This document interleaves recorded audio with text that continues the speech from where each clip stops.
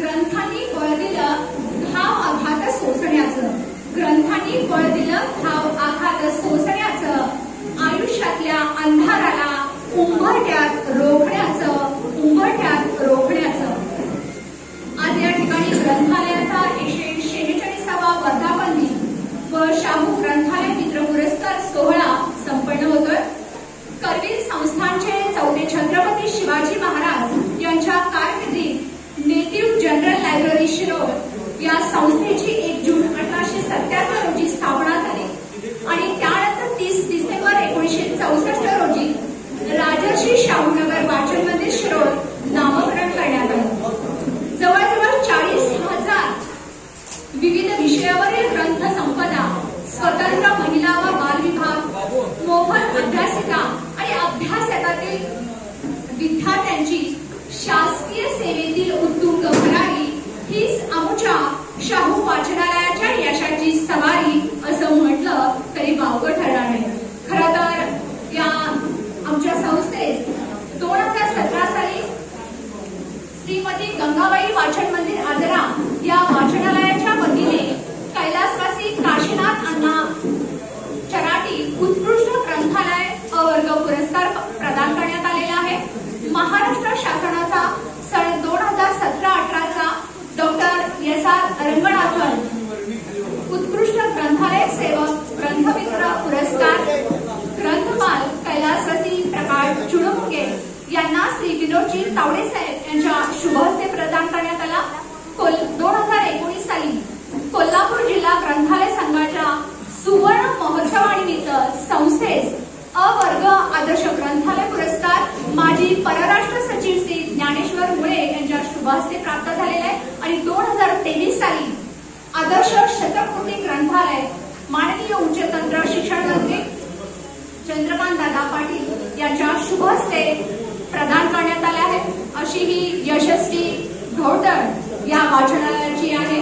पुढचे एकदा सर्व व्यासपीठावरील आणि समोरील रसिक श्रोत्यांचे राजर्षी शाहू वाचन मंदिराच्या अंतर्गत मी आपल्या सर्वांचं हार्दिक हार्दिक स्वागत करते आणि विचारपीठावरील उपस्थित मान्यवरांना मी विनंती करते की कार्यक्रमाचं उद्घाटन आपण प्रतिमा पूजन आणि दीप प्रज्वलनाने करावे अशी मी आपणास नम्र विनंती करते.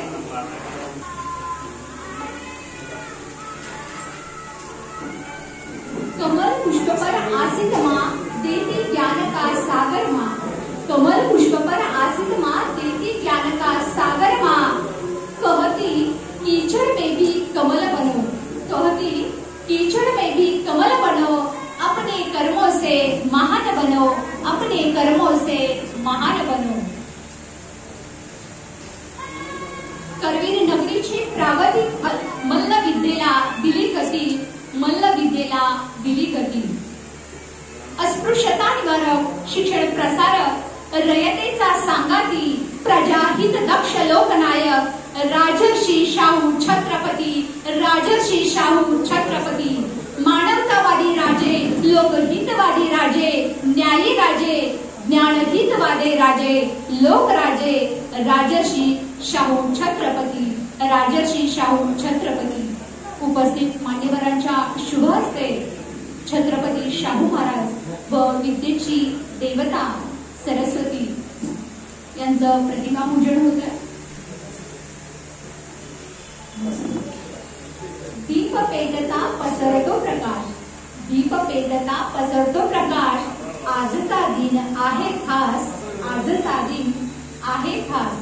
दीप प्रज्वलनाने करावे विनंती आलेल्या मान्यवरास, विनंती आहे आलेल्या मान्यवरास. विचारपीठावरील उपस्थित मान्यवरांच्या शुभ हस्ते या कार्यक्रमाचं उद्घाटन दीप प्रज्वलनाने होत आहे. तमसोमा ज्योतिर्गमय, अंधारातून प्रकाशाकडे जा हा दिव्यांचा संदेश.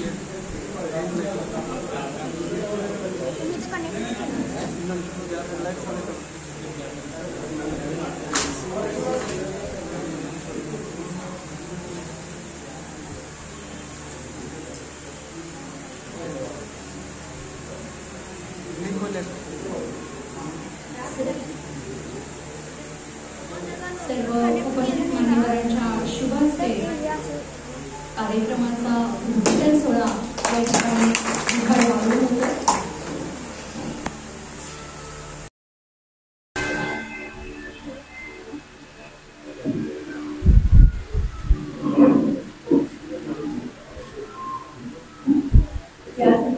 सर्व मान्यवरांना मी विनंती करते की आपण व्यासपीठावर स्थानापन्न व्हावं.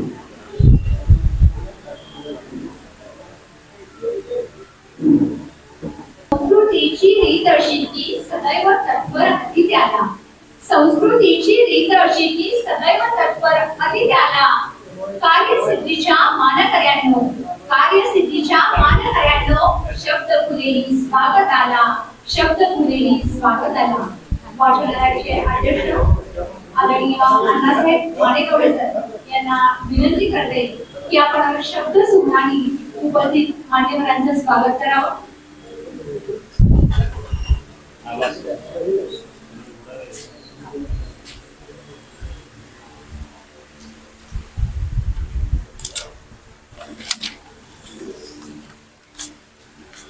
सुस्वागतम. राजश्री शाहू नगर वाचन मंदिर शिरोळ या वाचनालयाचा 146 वर्ष पूर्ण करून 127 वर्ष या वाचनालयानं पदार्पण केलेलं आहे. त्यानिमित्त वर्धापन दिनाच्या निमित्तानं आम्ही प्रतिवर्षी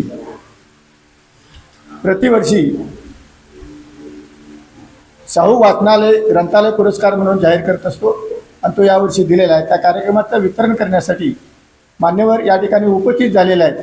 त्या सर्वांचं मी ग्रंथालयाच्या वतीनं सहर्ष स्वागत करतो. या कार्यक्रमासाठी या नगरीचे मुख्याधिकारी साहेब निशिकांत प्रचंडराव त्यांना आम्ही विनंती केलेली होती मागच्या व्याख्यानमालेच्या वेळेला. त्यांनी स्वतः सांगितलं होतं की तुम्ही पाहुणे वगैरे कोण असतील तर पहिल्यांदा मला सांगत जावा, मी तुम्हाला पाहुणे मिळवून देतो म्हणून सांगितलं. त्या पद्धतीनं त्यांनी आज आमच्यासमोर निवृत्त शिक्षक प्रकाश दडे सर त्यांचं नाव सुचवलं आणि तेही वेळेवर आलेले आहेत आणि त्यांच्याबरोबर त्याच्या सूचना स्मिता जडे या ठिकाणी आलेल्या आहेत. त्या आपल्याला आपल्या काव्यरचनेतून त्या दिलेल्या विषयाची कविता तुम्हाला सादर करणार आहेत आणि सादरीकरण त्या आपल्या ठिकाणी करणार आहेत. त्यांचंही मी मनपूर्वक स्वागत करतो. या नगरीचे मुख्याधिकारी त्यांचं स्वागत, खरं म्हणजे त्यांनीच आमचं या ठिकाणी सर्व कार्यक्रमाचं सूत्रसंचालन केलेलं आहे. त्यांचं स्वागत न करता त्यांनी उपस्थिती दाखवली वेळेवर, त्यांचंही परत एक वेळ स्वागत करतो. आणि आमच्या व्यासपीठावर उपस्थित असणारे नुकतेच या ठिकाणी व्हिजिट देऊन गेले शिरोळचे नगरीचे नगराध्यक्ष अमरसिंह पाटील, त्यानंतर शिवप्रतिष्ठानचे हिंदुस्थानचे अध्यक्ष रावसाहेब देसाई, प्रताप उर्फ बाबा पाटील, दरगू गावडे, दत्त सहकारी साखर कारखान्याचे संचालक आणि पंचगंगा सहकारी साखर कारखान्याचे संचालक बाबा पाटील, त्याचप्रमाणे त्या ठिकाणी या सभागृहात उपस्थित असणारे चंद्रकांत भाट वार्ताहर, बाळासाहेब कांबळे वार्ताहर आणि आपण सर्व वाचनालयावर प्रेम करणारे सर्व वाचक आणि हितचिंतक या ठिकाणी उपस्थित झाले. त्या सर्वांचं मी मनपूर्वक ग्रंथालयाच्या वतीनं स्वागत करतो.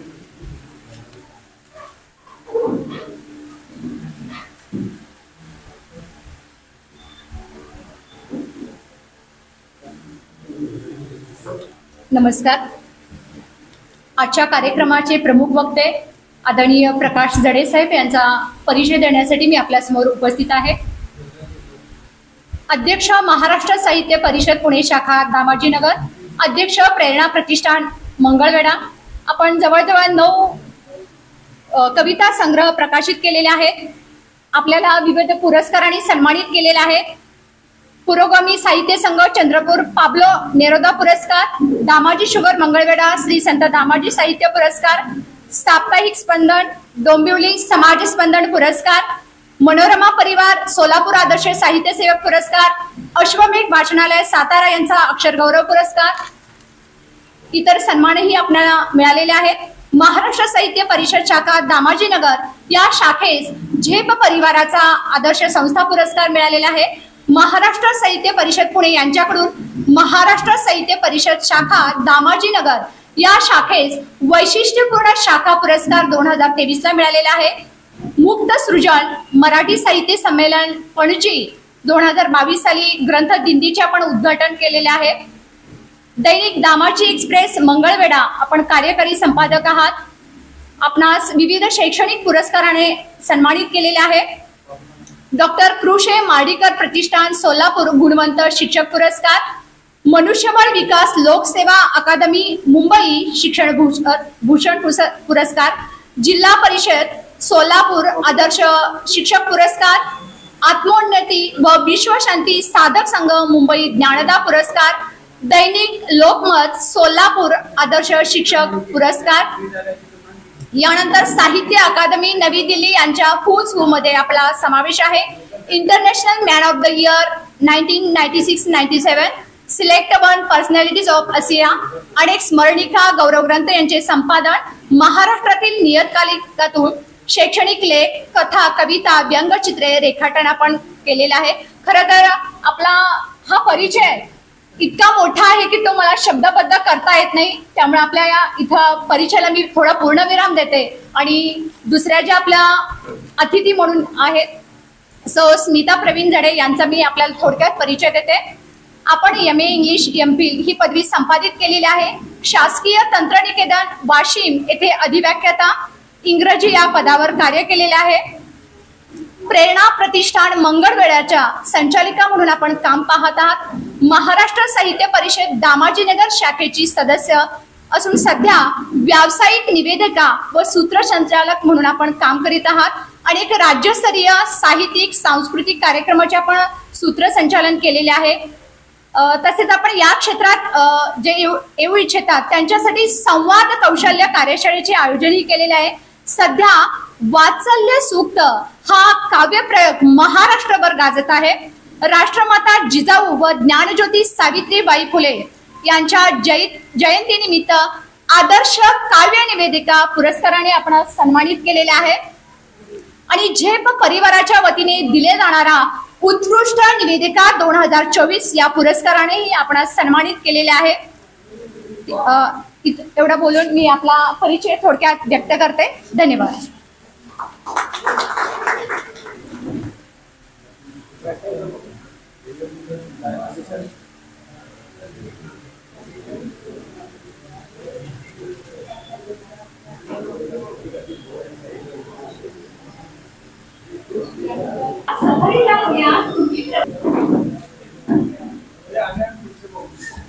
वाचनालयाचा आज 146वा वर्धापन दिन आहे। त्या निमित्ताने आम्ही आज शाहू ग्रंथमित्र पुरस्कार हा समारंभ आयोजित केलेला आहे।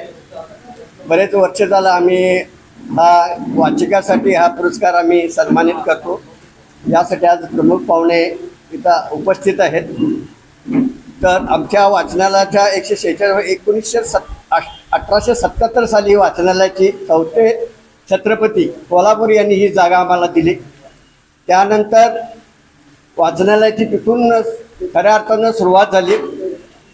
त्यानंतर 1965 साली शिरोळचे LK पाटील हे वाचनाचे प्रचंड आवडते व्यक्तिमत्व होतं शिरोळातलं। त्यांनी या वाचनालयाची थोडा अत्यंत चांगल्या पद्धतीने सांभाळले आणि हे रोपटं वाढवण्याचं त्यांनी मोठं कार्य केलं। त्यानंतर बघा आमची पिढी आली, त्या आमच्या पिढीनं देखील बऱ्याच गोष्टी या ठिकाणी वाचनाच्या वाढीसाठी केलेल्या आहेत।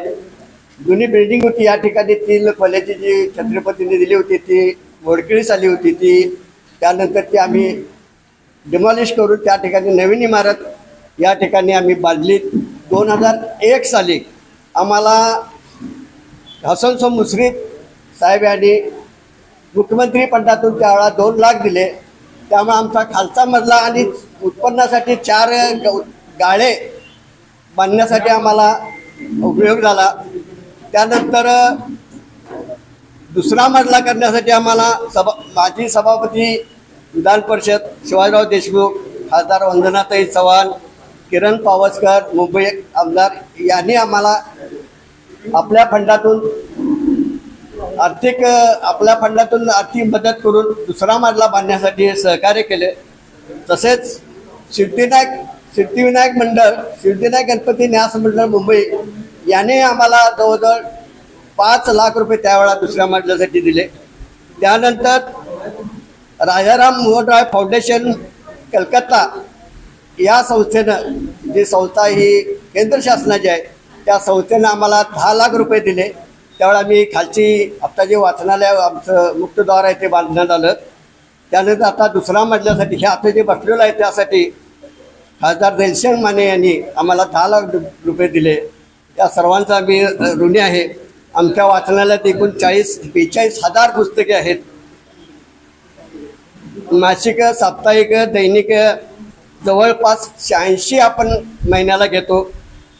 नियतकालिके जवळजवळ 30 नियतकालिके इथं रोज येतात. अभ्यासिकेमध्ये गेली तर 8 ते 9 वर्ष झालं आम्ही अभ्यासिका चालू केलेल्या आहे. यामध्ये गोरगरिबांची मुलं इथं अभ्यासाला येतात. मग कॉलेजचे असू द्यात, हायस्कूलचे आहेत. त्यानंतर MPSCची मुलं देखील इथं अभ्यासाला येतात. त्यामध्ये बरेचसे MPSCचा अभ्यास करून काही तलाठी झालेले आहेत, काही सैनिक झालेले आहेत. अशा बऱ्याच पोस्टवर, सरकारी पोस्टवर लागलेले आहेत. काही MPSC मार्फत ही मुलं पास झालेले आहेत. मोठ्या सेकंड ग्रेड, फर्स्ट ग्रेडमध्ये त्यांना नोकरीचाही जॉब मिळालेला आहे. आणि ही व्याख्यानमाला आमचे रात्रंदिवस मोफत सुरू असते. तसेच आम्ही 10वी आणि 12वीची जी मुलं गावातील जी 10वी आणि 12वीची मुलं जे पहिला, दुसरा, तिसरा येतात त्यांचाही आम्ही यथोचित सत्कार या ठिकाणी आम्ही प्रत्येक केला जातो व त्यांना भेटवस्तू, वह्या, पुस्तके यासारखे आम्ही भेटवस्तू दिल्या. अशा प्रकारे आमचा हा वाचनालयाचा कार्यक्रम आहे, सांस्कृतिक कार्यक्रम आहे. एवढं बोलून मी माझं प्रास्ताविक संपवतो. निवृत्त शिक्षक माननीय श्री प्रकाश जडे साहेब यांचा सत्कार वाचनालयाचे अध्यक्ष अण्णासाहेब मानेगवडे सर यांच्या शुभ हस्ते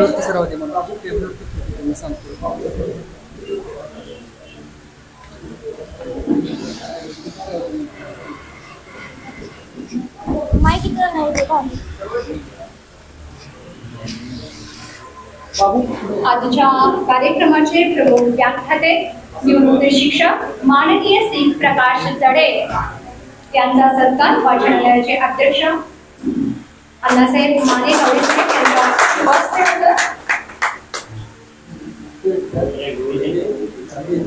सुप्रसिद्ध निवेदिका सौ स्मिता जडे मॅडम यांचाही सत्कार या ठिकाणी होतो.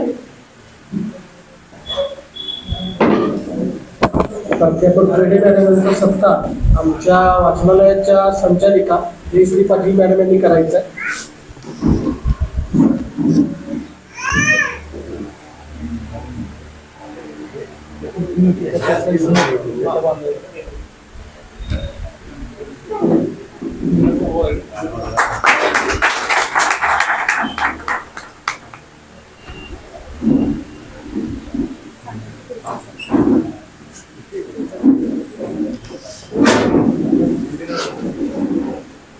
शिरोळ नगर परिषद शिरोळचे मुख्याधिकारी माननीय श्री निशिकांत प्रचंडराव साहेब यांचा सत्कार आनंदराव माळी देशमुख साहेबांनी करावा अशी मी त्यांना विनंती करते.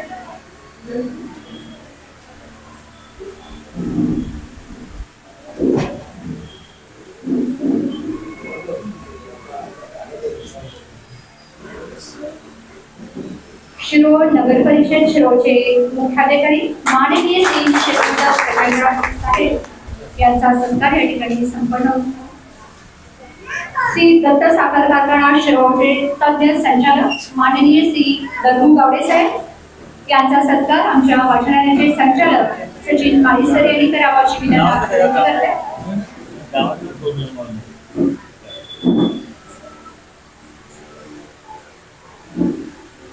श्री दत्त साखर कारखाना शिरोळचे तज्ञ संचालक माननीय श्री दत्तू गावडे साहेब यांचा सत्कार.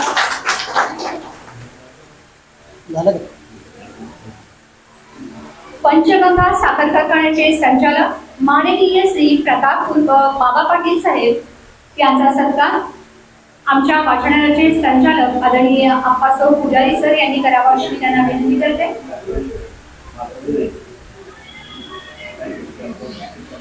पंचगंगा साखर कारखाना कारखान्याचे संचालक माननीय श्री प्रताप उर्फ बाबा पाटील साहेब यांचा सत्कार आप्पासो पुजारी सर यांच्या शुभ हस्ते होतं.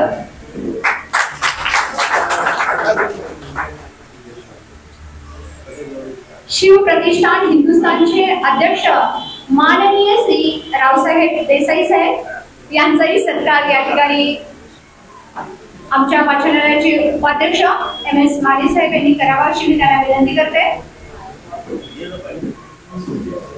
शिवप्रतिष्ठान हिंदुस्थानचे अध्यक्ष माननीय श्री रावसाहेब देसाई यांचा सत्कार या ठिकाणी उपाध्यक्ष MS माली साहेब यांच्या शुभ हस्ते होतो.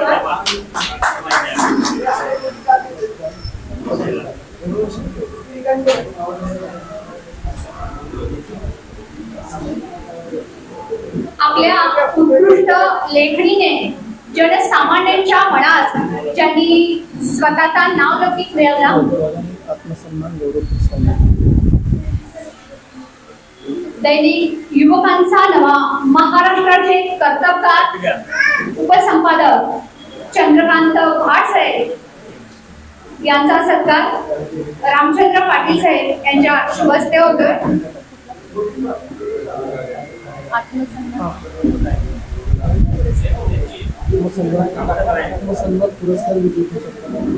आत्मसन्मान पुरस्कार विजेते चंद्रकांत भाटसाहेब यांचा सत्कार या ठिकाणी होतोय.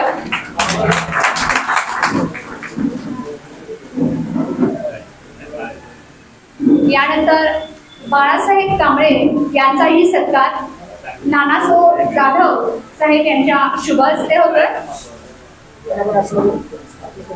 हे सुद्धा आत्मसन्मान पुरस्काराचे मानकरी आहेत. पुनश्च एकदा त्यांचं आपण या ठिकाणी टाळ्यांच्या गजरात स्वागत करायचं आहे.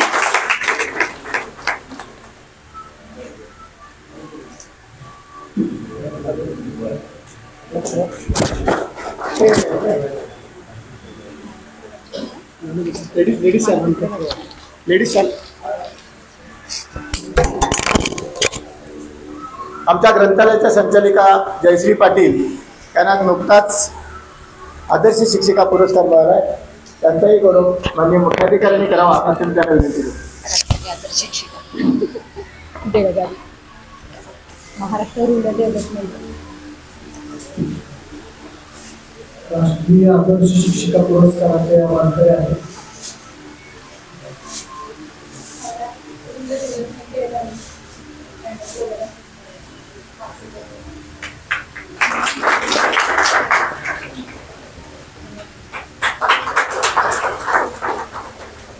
तर आमच्या ग्रंथालयाचे संचालक योगायोगाने त्यांचा 2 तारीख वाढदिवस असतो. अशोक गंभीर यांचा आज वाढदिवस आहे. त्यांना गुच्छ देऊन त्यांचाही सत्कार बाबाकडे आपण सत्कार करायचा.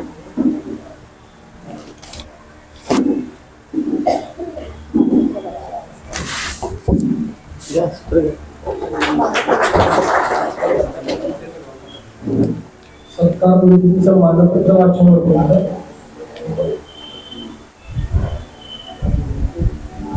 राजर्षी शाहूनगर वाचन मंदिर शिरोळ अ वर्ग तालुका वाचनालय शतकोत्तर ग्रंथालय शाहू ग्रंथालय मित्र पुरस्कार मानपत्र माननीय श्री खंडेराव पार्वती शंकर घेरवाडे.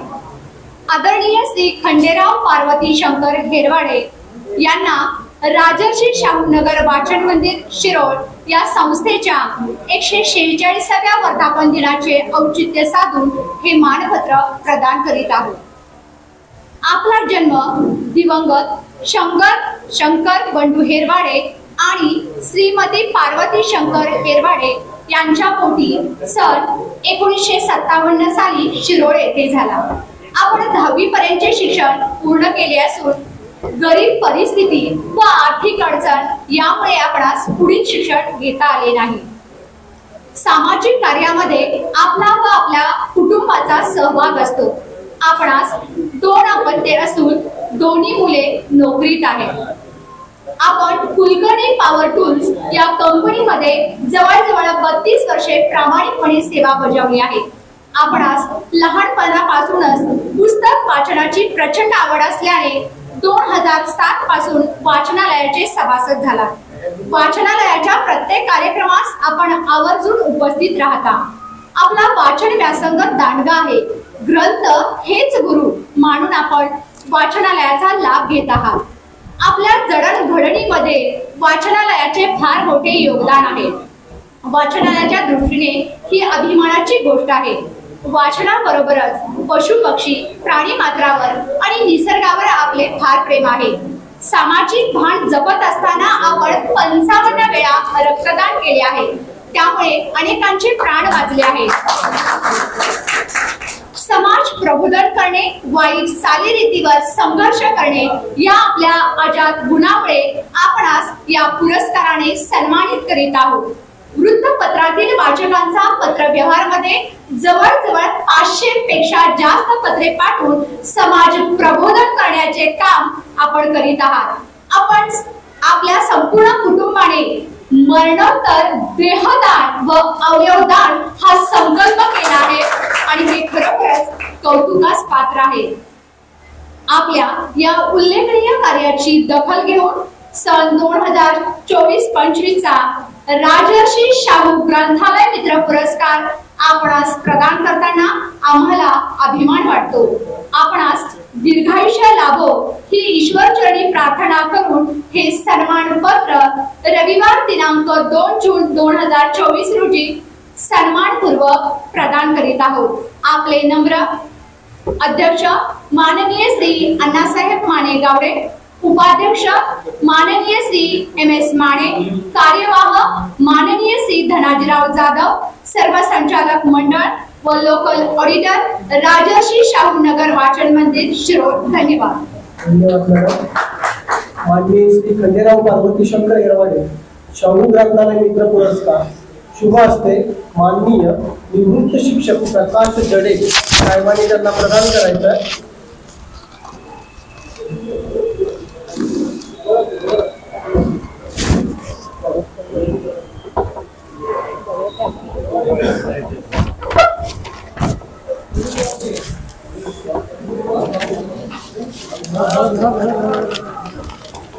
वहिनी बोलवा की त्याची म्हणजे ना बोलवा.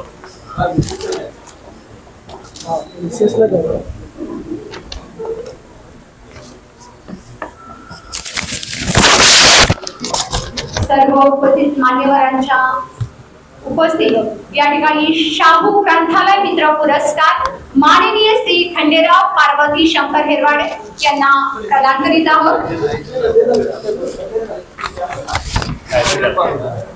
खरं तर आपण शिरोळ येथील दत्त साखर कारखाना व ग्रामपंचायत शिरोळ यांनी गौरी गणपती दान घेण्याचा पंचगंगा नदीवर जो उपक्रम राबविला त्या स्वतः दान घेण्यामध्ये आपण सहभागी होता. 2004 सालापासून घराच्या भिंतीवर वाचा फलक आपण तयार केलेले आहेत. रोज यावर आपण सुविचार महामानवांचे विचार, त्यांच्या जयंत्या स्मृती यांची माहिती लिहितात.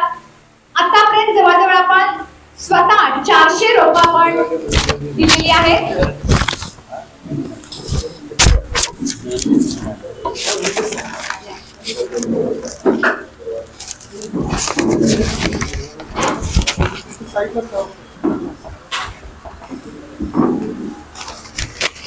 शब्द वापरणे सोयीचे, कधी हळूवार कधी घाईचे. यानंतर मी आजचे सत्कार मूर्ती माननीय श्री खंडेराव पार्वती निर्वाडे माझ्याकडून एक पोस्ट राहून गेले. आमचे संचालक आप्पासाहेब पुजारी यांचाही आज वाढदिवस आहे. त्यांनाही मी रावसाहेब देसाईंना विनंती करतो त्याला बुके देऊन त्यांचा सत्कार करा. अजून कोणाचं संचालक अजून कोणाचं संचालक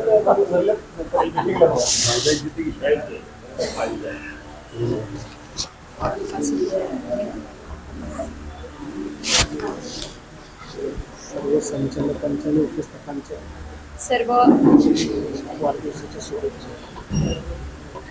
व्यासपीठावरील सर्व उपस्थित मान्यवर व सर्व रसिक श्रोत्यांच्या वतीने आपणास वाढदिवसाच्या हार्दिक हार्दिक शुभेच्छा.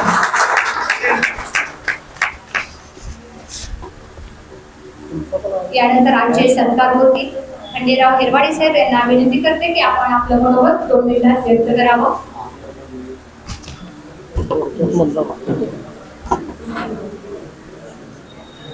सर्वांना नमस्कार. विद्यापीठावर मान्यवर उपस्थित नागरिक, मला हा सन्मान माझ्या कार्याची दखल घेऊन शाहूनगर वाचनालय दिलं. मी शाहूनगर वाचनालयाचा 2077 पासून वाचक आहे. वृत्तपत्र वाचायचं, मासिक वाचायचं, नुसतं वाचलं नाही मी. जवळजवळ प्रत्येक वृत्तपत्रात माझे पत्र येतात. अजून माझी पत्र येतात. तरुण भारतमध्ये फक्त मी साध्या कार्डावर पत्र पाठवून दिली होती. तरुण भारतमध्ये महिन्यात एक पत्र असते मग. आणि मी बोलून मला सन्मान केला. मी काही जास्त रोज प्रत्येक करते मला माहिती सांगितलं. धन्यवाद. धन्यवाद. बाप म्हणजे कष्ट करणारं शरीर, काळजी करणारं मन. बाप म्हणजे कष्ट करणारं शरीर, काळजी करणारं मन. स्वतःच्या इच्छा आकांक्षा बाजूला ठेवून मुलीसाठी झटणारं अंतःकरण, मुलीसाठी झटणारं अंतःकरण, ज्याची आज आपण अतुलतेने वाट पाहत होतो. ते आजच्या कार्यक्रमाचे प्रमुख वक्ते माननीय विवृत्त शिक्षक प्रकाश दडे साहेब यांना विनंती करते की आपण आपला लेखीचा काळीजूस साधणारी बाप कविता आमच्या रसिक श्रोत्यांना व्यक्त करावी. माझं काय करायचं या मोबाईलमध्ये रेकॉर्ड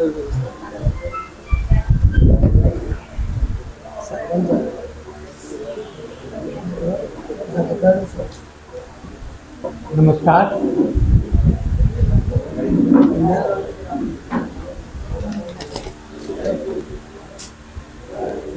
नमस्कार.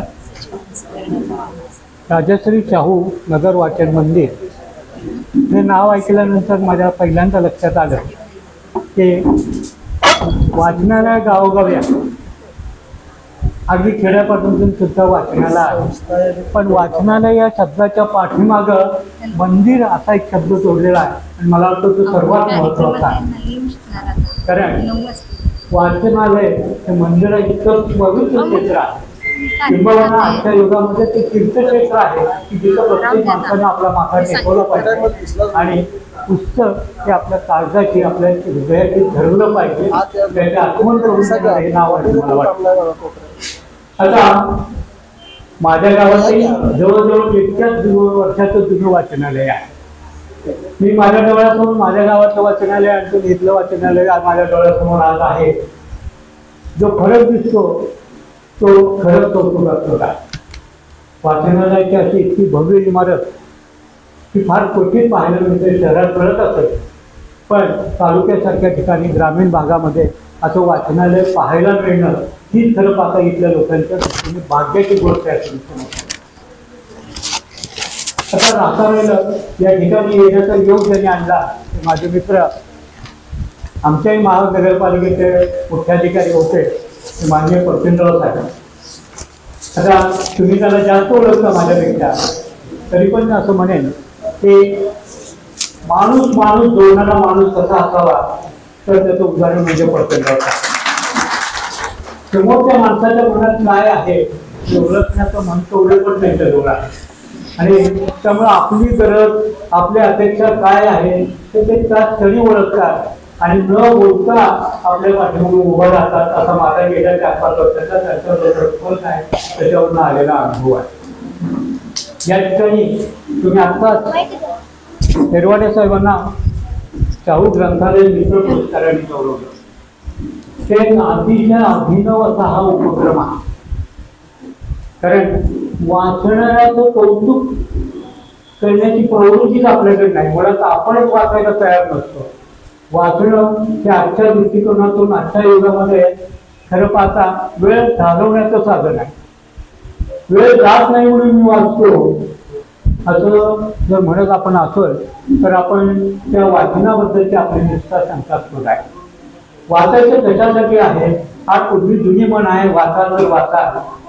तर हे स्वतःला वाचण्यासाठी वाचत नाही आहे, तर आपल्याबरोबर आपल्या भोवती असणारी जी मंडळी आहेत त्यांना सुद्धा वाचवण्याचं काम वाचणारा माणूस करत असतो. म्हणून वाचणाऱ्या माणसाचं कौतुक हे झालं पाहिजे आणि ते तुम्ही करतात त्याचा मला अतिशय अभिमान वाटतो आपल्या या एकूण उपक्रमाचा. दुसरी महत्वाची गोष्ट अशी की वाचनालयाला त्यावेळेला मला इथे आणखी चांगला अनुभव, माझ्या दृष्टीने स्मरणात राहणारा असा अनुभव, तिथं समोर असणारी गर्दी. बहुतेक कार्यक्रमाला माणसंच नसतात आणि बऱ्याच वेळा ते धरून आणून बसवलेले असतात आणि माझ्यासारखा वक्ता समोरून सांगत असतो की ठीक आहे, कमी असले तरी चालते, गर्दी आहे असं म्हणून आपली स्वतःची आणि समोरच्या स्वतःची भाळवणी करत असतो. पण तुमच्या एकूण सगळ्यांच्या चेहऱ्याकडे पाहिल्यानंतर मला नक्की खात्री आहे की आपण सगळेजण नुसतेच गर्दी नाहीत, तर आपण या वाचनालयाचा यातल्या बापाच्या कवितेतला दर्द जाणून घेण्यासाठी इथं आलेला आहात. दुसरं असं की मी वक्ता नाही, बऱ्याच चुकून तिथं असं झालंय की मी वक्ता म्हणून इथं, मी वक्ता म्हणून आहे, मी कवी म्हणून तुमच्या समोर आलेला आहे. आणि सादरीकरणाचं अंग माझ्याजवळ फारसं नाही, ही तितकंच खरं आहे. पण तरी सुद्धा गेल्या 4 वर्षात ही कविता महाराष्ट्राच्या कानाकोपऱ्यापर्यंत पोहोचली. मला सांगायला एक अनुभव अतिशय आनंदाने सांगावा वाटतो, कारण जवळजवळ माझ्याच वयाची मंडळी सगळी समोर आहेत आणि म्हणून सांगावं वाटतं मला की पुण्यामध्ये आम्ही एका ज्येष्ठ नागरिक संघामध्ये हा कार्यक्रम सादर केला. मोजकेच 50-60 वृत्त माणसं सगळी सेवानिवृत्त झालेली मंडळी, स्त्री पुरुष असे होते आणि आमच्या सुनबाईंनी त्यांच्यासमोर ह्या कविता सादर केल्या. साधारण 1.5 तासाचा कार्यक्रम झाला. कार्यक्रम संपला तर समोर ती माणसं उठायला तयार होती आणि जवळजवळ 10-15 लोकांच्या डोळ्यात इतकं पाणी होतं प्रचंड की त्यांची समजूत कशी काढावी किंवा पुढे काही वेगळा प्रसंग घडतो की काय अशी भीती वाटावी, असा प्रसंग त्या ठिकाणी आम्ही आणतो. आणि म्हणून आम्ही ठरवलं होतं की जिथं जिथं संधी मिळेल तिथं तिथं ही बाप लेकीच्या नातं उलगडणारी कविता ही श्रोत्यांपर्यंत येऊन पोहोचवायची. आणि तशी संधी प्रचंडराव साहेबांच्या मुळे आज आपल्याकडे मिळत्या. मी पुन्हा पुन्हा त्यांच्या या संदर्भात आभार मानतो आणि आपल्या वाचनालयाने त्यांच्या सांगण्यावर विश्वास ठेवून आम्हाला इथं आमंत्रित केलं. आणि मला वाटतं कवितेच्या संदर्भात जास्त बोलत राहण्यापेक्षा प्रत्यक्ष ते ऐकणं, अनुभवणं, कारण की मी ऐकणं म्हणणार नाही, ते अनुभवणं आहे, तो अनुभव तुम्ही घ्या. आणि त्यानंतर मला वाटतं हा सादरीकरणाचा कार्यक्रम झाल्यानंतर आपण एकमेकाशी संवाद साधला तर तो अधिक उत्तम ठरेल. तेव्हा आपला वेळ न घेता मी पुढं विनंती करतो.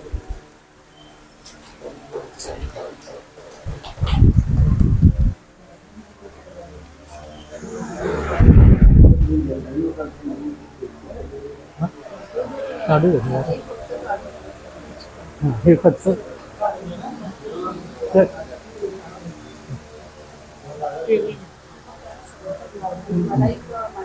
माझा घेऊ का कॉलर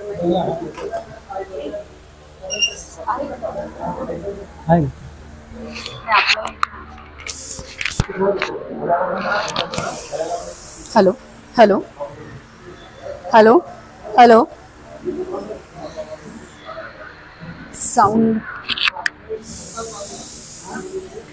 ऑनच आहे, रेकॉर्डिंग साठी आहे. पण मला मग एक माईक हा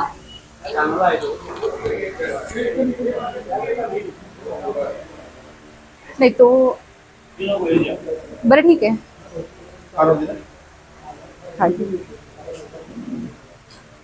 खूप छान वाटतं तुम्हा सगळ्यांना पाहून. आज हा योग आलेला आहे इथे शिरूरला येण्याचा. खरं तर कसं आहे ना, मला आनंद या गोष्टीचा आहे की आज लेकींपेक्षा बाबा इथे उपस्थित आहेत मोठ्या संख्येने आणि त्यामुळे मला जास्त आनंद होत आहे. तुम्हाला प्रश्न पडला असेल नेमकं वात्सल्य सुक्त काय आहे, कारण मगाशी व्याख्यान वगैरे म्हणाले. पण कसं आहे ना, बाप लेकीचं जे अबोल असं सुंदरसं नातं आहे ना, तर त्या नात्याची वीण अलवारपणे उलगडणारा हा एक काव्य प्रवास आहे. हा एक कविता संग्रह आहे जो कवी प्रकाश जडे यांनी लिहिलेला आहे. नेहमी काय होतं माहिती का, आयुष्याच्या रंगमंचावर आई असते ना, ती कायम मुख्य भूमिकेत असते. बरोबर आहे ना बाबा? बरोबर आहे. आणि कुटुंबाचा सगळा डोलारा सांभाळणारा, जबाबदाऱ्या पेलणारा बाबा मात्र कायम पडद्यामागेच असतो. आपल्या लेकीनं हे जग पाहावं म्हणून कळा सोसणारी आई आपल्या सगळ्यांना दिसते, बरोबर आहे ना? पण या जगात आल्यानंतर लेकीला झळा सोसाव्या लागू नयेत म्हणून अहोरात्र कष्टणारा बाबा मात्र कुठेतरी दूरच राहून जातो.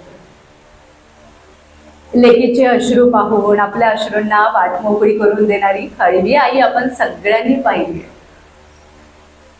पण लेकीचे अश्रू पाहून आपल्या अश्रूंना बांध घालणारा कणखर बाबा मात्र आपल्या स्मरणात राहत नाही. असा हा जो मूक नायक आहे ना पडद्यामागचा, त्याला पडद्यावर आणण्याचं काम वात्सल्य सुप्त या काव्यसंग्रहाने केलेलं आहे. या काव्यसंग्रहाचं वैशिष्ट्य असं आहे की आयुष्याच्या प्रत्येक टप्प्यावर, प्रत्येक वळणावर एका वडिलांना, एका बाबाला आपल्या लेकीबद्दल काय वाटतं, त्याच्या मनात काय भावना निर्माण होतात, त्या सगळ्या भावनांचा उहापोह या कवितांमध्ये आपल्याला ऐकायला मिळतं. वात्सल्य असेल, ममत्व असेल, हुरहुर असेल, लेकीबद्दल वाटणारी त्याची काळजी असेल, या सगळ्या भावना ओतप्रोतपणे या कवितांमध्ये भरलेल्या आहेत. मग लेकीचं बालपण असेल, तिचं शैशव असेल, तिचं तारुण्य असेल, तिची पाठवणी असेल, लेकीचं परतून माहेरी येणं असेल, किंवा मग आयुष्याच्या संध्याकाळी लेकीच्या कुशीत विसावणं असेल, या सगळ्या टप्प्यांवर बाबाला काय वाटतं ते पहिल्यांदाच या कवितेच्या माध्यमातून आपल्या समोर येतं. आईचं आणि लेकीचं नातं तसं मुखर आहे नाही का? बऱ्याच ठिकाणी आपण ऐकतो, वाचतो, इव्हन लिहिलेलं आहे आपण. पण एका बाबाला लेकीबद्दल काय वाटतं? कारण बाबा तसा अबोल असतो. बाबा अबोल असतो, फारसा बोलत नाही. आई तरी म्हणते मी हे केलं ते केलं, 9 महिने तुला मी माझ्या पोटात पाळलं, बरोबर आहे. पण बाबा कधीच बोलत नाही. त्यामुळे अव्यक्त असा बाबा पहिल्यांदा आपल्या समोर व्यक्त होत आहे. खरं तर लेकीच्या जन्माबरोबरच बाबा सुद्धा पुन्हा नव्याने जन्मत असतो. तिची दुडुदुडू धावणारी पावलं, गळ्याभोवती हलकेच गुंफण करणारी तिची ओली ओली हातं, पाखराप्रमाणे चिवचिवाट करणारे तिचे बोबडे बोल, ह्या सगळ्या गोष्टींनी बाबा अतिशय सुखावून जातो. मग तो तिच्यासोबत लपंडाव खेळतो. तिच्या अक्षरांना वळण लावता लावता नकळत तिच्या मनालाही वळण लावतो. तिच्या भातुकलीचा बाबा तर हक्काचा पार्टनर असतो. ती पण आपल्या इवल्याच्या हाताने बाबाला 2 घास खाऊ घालते. पण ते घास खाताना बाबाच्या डोळ्यात मात्र कुठेतरी पाणी तरळतं. कारण त्याला माहिती आहे हे जे सुख आहे ना ते क्षणिक आहे, फार काळ टिकणारं नाही आहे. आणि म्हणून बाबा काय म्हणतोय पहिल्या कवितेत त्याच्या, की लेक काय आहे तर लेक नुसतंच मृगजळ आहे. आणि या मृगजळामागे हा बाबा धावतोय धावतोय. ऐकूया पहिली कविता. धावत येऊन तिचे मिठी मारणे पायाला, धावत येऊन तिचे मिठी मारणे पायाला, आणि तसेच चिटकून राहणे. कसे सांगावे भिजला पोरी, हे सुख फार दिसाचे नसते. झाडाला येते फूल, झाडाला येते फूल, रंग रूप किती वेगळे, रंग मुळातले मग शोधत राहतो पानावरचा दवबिंदू. परत जाताना ती तिच्या घरी अबोल असते. लेक सासरे निघालेली. परत जाताना ती तिच्या घरी अबोल असते, तरी वळणावर हाक मारण्याचा आभास होतो. बापाच्या ललाटी लिहिलेला असतो विरह पोळीचा, बापाच्या ललाटी लिहिलेला असतो विरह पोरीचा. सहवासाचे दिस ठरलेले थांबत नाही काटा काळाचा. कळत नाही, कळत नाही कुठे असतो उगम पोरीच्या नात्याचा. कळत नाही कुठे असतो उगम पोरीच्या नात्याचा, तरीही शोधत राहतो बाप मृगजळात चेहरा तिचा, मृगजळात चेहरा तिचा. खरंच लेक म्हणजे ना उंबराचं फूल असतं, म्हणजे नुसतीच भूल देत असते नाही का. येणार येणार म्हणते, 4 दिवस येते आणि पुन्हा चिमण्यांसारखी भुरकन ओढून जाते. बाबा काय म्हणतोय माहिती का, की माझी लेक खरंच वेडी आहे. तुमच्याही लेकी आहेत, आमच्या लेकी आहेत, आपणही लेकी आहोत. आणि बाबा नेहमी म्हणतो या लेकी आहेत ना त्या खरंच वेड्या आहेत. का बरं, तर कधी अबोलीच्या बिया पाणी टाकलं की तडतडतात नाही का, तर अबोलीच्या बियांसारख्या त्या तडतडतात. तर कधी प्राजक्त गंध होऊन सगळीकडे दरवळतात. कधी सावलीमध्ये ऊन होतात तर कधी उन्हात सावली धरतात. कधी अकल्पित बरसणारी सर असतात बरं का, म्हणजे अचानकच बरसतात. तर कधी घनघोर श्रावण होतात. कधी हळव्या असतात तर कधी खोडकर असतात. कधी अल्लड असतात तर कधी बाबावर रागवतात नाही का. आपणही रागवतो बाबांवर. मग बाबा म्हणतोय लेकीला लहान म्हणावं तर माझ्या बरोबरीनं सगळ्या जबाबदाऱ्यांनी पार पाडते, आणि लेकीला मोठं म्हणावं तर थोड्या थोड्या कारणावरून रुसून बसते. सासरी कितीही त्रास होऊ दे तो त्रास ती मुकाट्याने सहन करते. कारण एक वेळ तो त्रास ती सहन करेल, पण बाबाला त्रास झाला तर मात्र लेकीला ते सहन होणार नाही. त्यामुळे ती सतत हसत राहते आणि आपल्या हसण्यामागे आपलं दुःख मात्र दडवून ठेवते. पण बाबा पण लेकीचाच आहे बरं का. लेकीने जरी नाही सांगितलं ना तरी लेकीच्या डोळ्यात बघितलं की बाबा सगळं समजून जातं. मौनातून संवाद साधण्याची कला या बाप लेकीच्या नात्यांमध्ये आहे. आणि म्हणून बाबा म्हणतोय की लेकी तशा वेड्याच असतात. लेकी तशा वेड्याच असतात. बाबाच्या अंगणात बहरून येतात, सुगंधाने दरवळतात. बाबाच्या अंगणात बहरून येतात, सुगंधाने दरवळतात. लेकी तशा वेड्याच असतात. रणरणत्या उन्हात बाबाच्या घरावर सावली धरतात. रणरणत्या उन्हात बाबाच्या घरावर सावली धरतात. आठवांचे वेचून कण पदरात साठवतात. लेकी तशा वेड्याच असतात. मायेच्या चांदण्या दारात सांडतात. किती सुंदर उपमा आहे बघा. मायेच्या चांदण्या दारात सांडतात. प्रसंगी घरासाठी बाबा होऊन संघर्षासही सिद्ध असतात. लेकी तशा वेड्याच असतात. दूर रुजवून दुखऱ्या मुळ्या परक्याच्या अंगणात फुलताना दिसतात.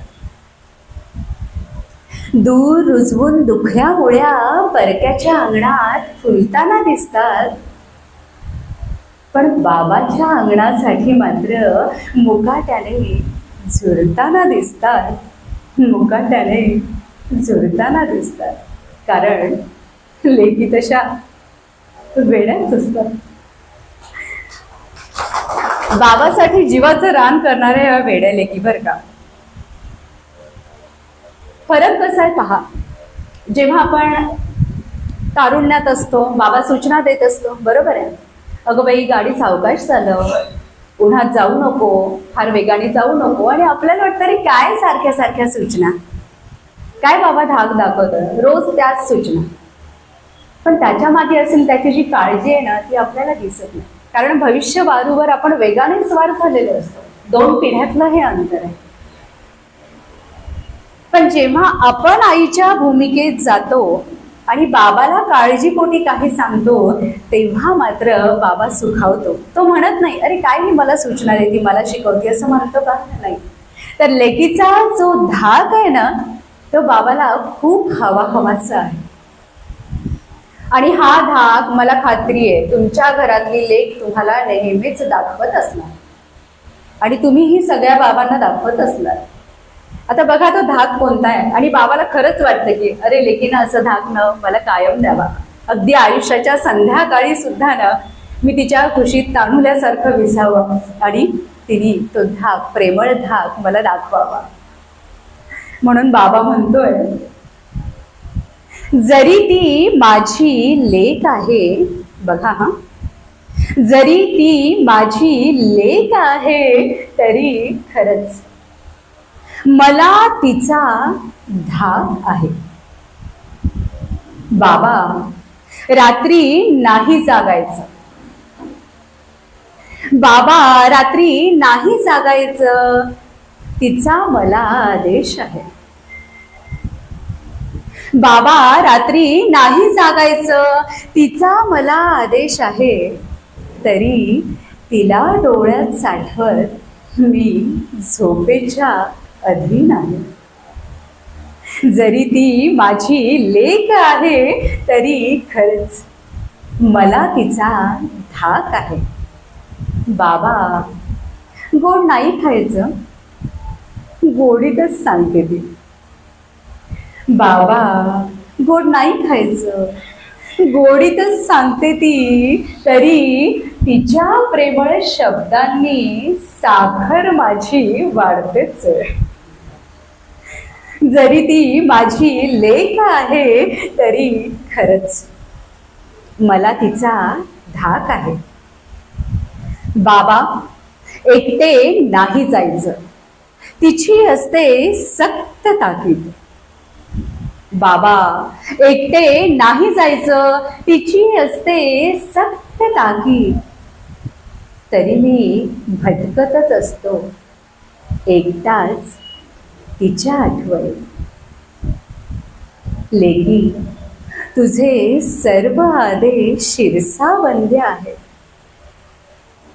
लेकी तुझे सर्व आदेश शिरसावंद्य आहेत. तुझ्यामुळेच ग बालपण माझं परतून आलं आहे. जरी तू लेक माझी तरी खरंच मला तुझा धाक आहे, मला तुझा धाक आहे. असा प्रेमळ धाक असतो ना, सगळ्यांच्या लेकींचा असं धाक असतो. म्हणजे आधी फक्त गोड खाण्याने शुगर वाढते म्हणत होता, आता थोडं लेक जास्त प्रेमळ बोलायली तर तिला थांबवा, कारण त्याच्याने सुद्धा बाबांची शुगर वाढते.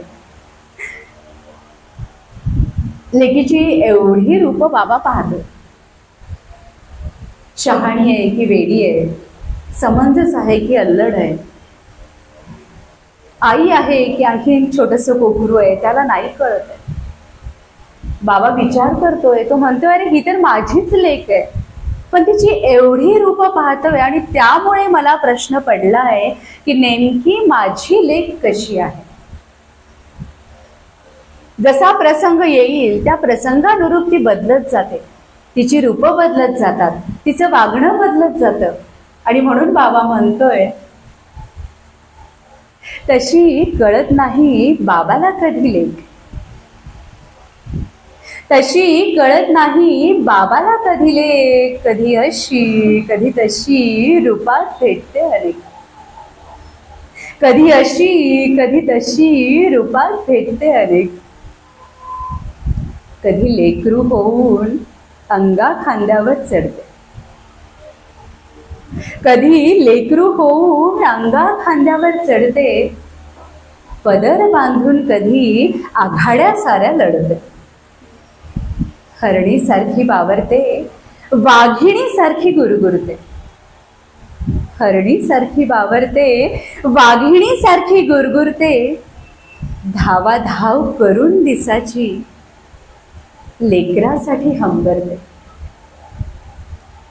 माहेरी ती ताई असते, शाळेतली ती बाई असते. माहेरी ती ताई असते, शाळेतली ती बाई असते. विठ्ठलाची रखुमाई असते. दोन्ही घरच्या संसारातील वात्सल्य सिंधू आई असते. वात्सल्य सिंधू आई असते. म्हणजे आईपेक्षा बाबाच लेकीला जास्त ओळखतो. म्हणजे आईने थोडंसं वाईट वाटेल त्यांना, पण ही सत्यता आहे. एवढी रूपं आपणही आपल्या लेकीची पाहिली नाहीत. आईपेक्षा बाबाच लेकीला जास्त ओळखतो आणि तरी हा बाबा म्हणतोय की तशी कळत नाही बाबाला कधी लेक, कधी अशी कधी तशी रूपात भेटते अनेक. लेकीचं असणं म्हणजेच बाबाच्या घराला घरपण आहे बरं का.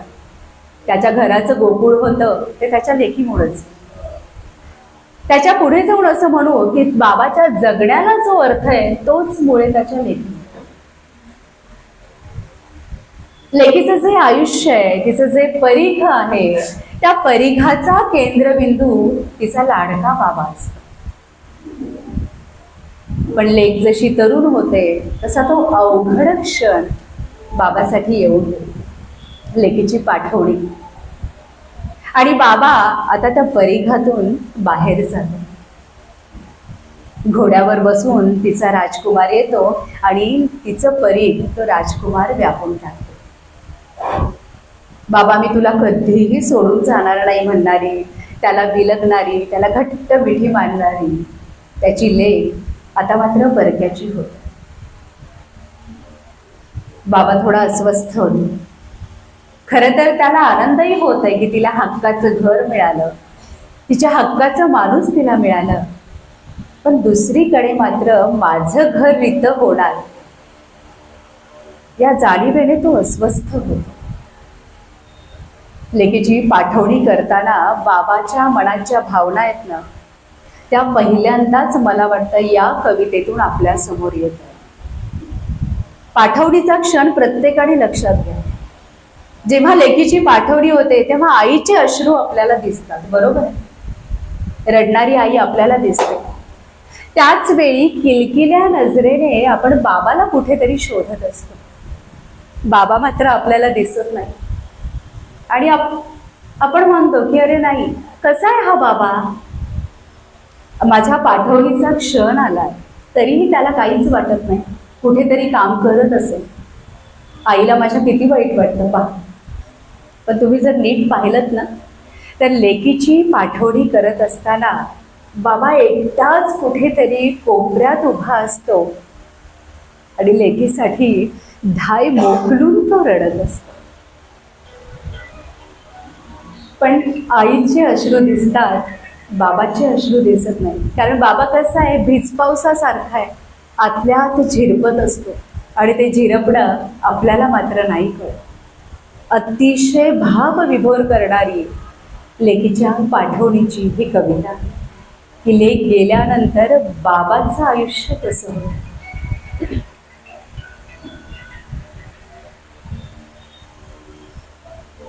लेक गेली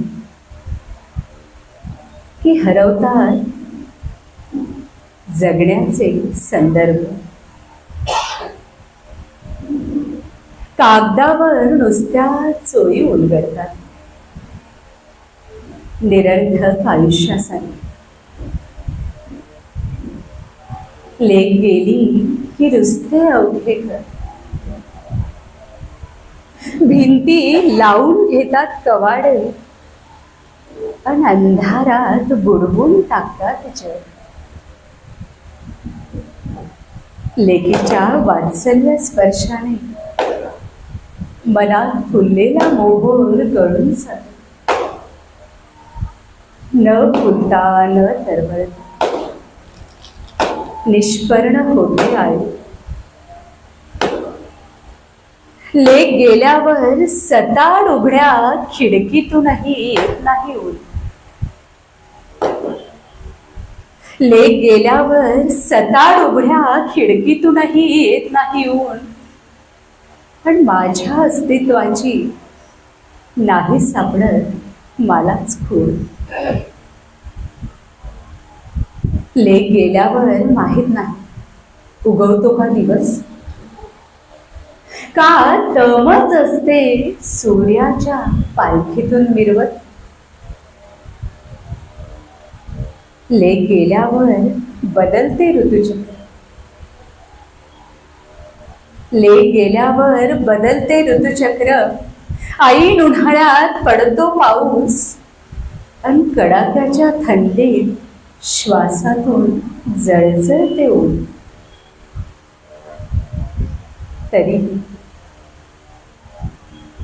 तरीही येईल पुन्हा माहेराला एक दिस हीच आस. येईल पुन्हा माहेराला एक दिस हीच आस. त्यासाठी बाबाचा निर्धाराने चालू असतो श्वास. चालू असतो श्वास. चालू असतो श्वास. शेवटपर्यंत बाबा एकाच आशेवर जगतोय. आज जरी पाठवणी केली तरी 4 दिवसांसाठी का होईना आपली पाखरं घेऊन ती इथे येईल. पण कशी गंमत आहे बघा, माहेरी आलं ना म्हणजे 25 वर्ष ज्या घरात आपण घालवले तेच घर आपल्याला परक होऊन जात. अनुभव असेल. म्हणजे अगदी 1 महिनाभर सासरी लावून माहेरी आलं, सगळे हसतायत म्हणजे तुम्हाला पटलं तर आपल्याला कळत नाही अरे चहाचा डबा इथेच आहे की साखरेचा इथेच आहे. जे आपलंच घर आपल्याला परक होतं.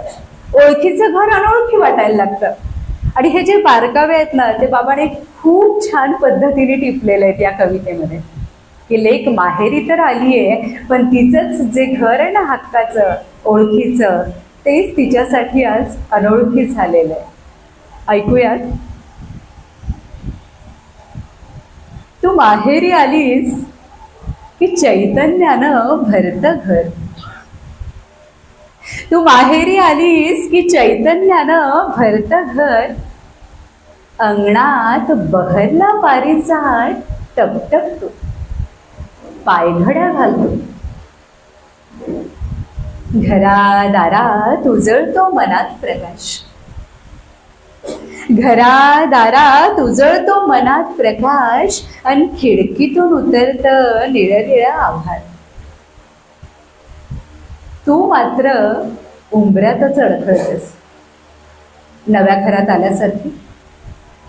चहाची कपबशी कुठे ठेवू म्हणून वावरतेस आणि शोधत राहतेस बालपणीच्या ओळखीच्या अनोळखी पाऊल खुणा. पोरी, तू तुझंच घर विसरलीस.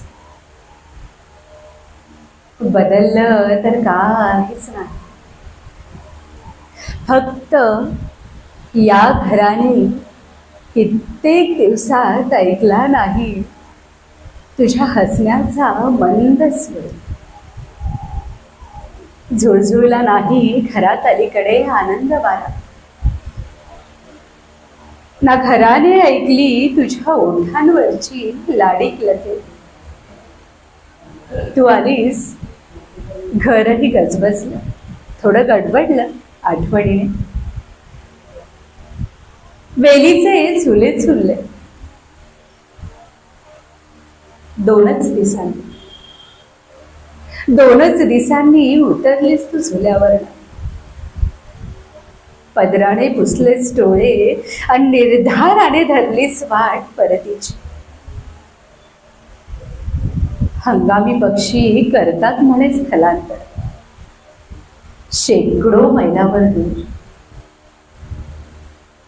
हंगामी पक्षी करतात म्हणे स्थलांतर शेकडो मैलावर दूर.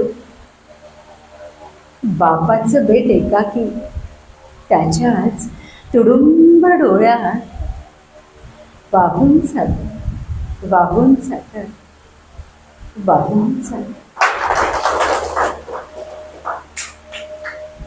किती सुंदर उपमाय पहा. लेक म्हणजे हंगामी पक्षी आहे. 4 दिवस येते आणि जाते. आणि बाबा त्याचं आठवणीचं जे बेट आहे ना ते मात्र लेकीच्या जाण्याने पुन्हा एकाकी होतं. म्हणून म्हणलं की बाबाच्या जगण्याला जो अर्थ आहे तोच मुळे त्याच्या लेकीमुळे आहे. बरं आता ही लेक जेव्हा माहेरी येते ना तेव्हा आईशी गप्पा मारायला आधी किचनमध्ये जाते. बरोबर आहे. तासनतास दोघींचं सुरू असतं. मग सगळ्या सांसारिक गप्पा आईसोबत. सासूबाई अशा नणंदबाई तशा दीर असे सगळ्या सांसारिक गप्पा मारते. नंतर मात्र आधाराचा कप्पा शोधते म्हणजे बाबांकडे येते. त्यातही बाबा जर साहित्य पंढरीचा वारकरी असेल तर मात्र मग विचारायची गरजच नाही. बाबा काय लिहिलं, काय नाही, नवीन काय वाचलं, दाखवा बरं मला. बरोबर आहे. औषधं घेताना, फिरायला जाताना हे सगळं सगळं ती आपल्या बाबांना विचारते. आणि शेवटी बाबा मात्र एकच प्रश्न विचार, तू कशी आहेस? आणि त्यावेळेस मात्र दोघेही मौनातून संवाद साधतात. किचन मधून आईशी कानगोष्टी करून ती हॉलमध्ये माझ्या समोर खुर्ची ओढून बसली. कसे आहात बाबा? फिरायला जाताना नियमित? आणि हो, औषधे घेत जा वेळेवर. बरं, नवीन काय वाचलं, काय लिहिलं? मी तिचा हात हाती घेतला. तळव्यावरून हळुवार फिरवलं बोट. रोज फिरायला जातो तुझ्या गावाकडच्या रस्त्यावर.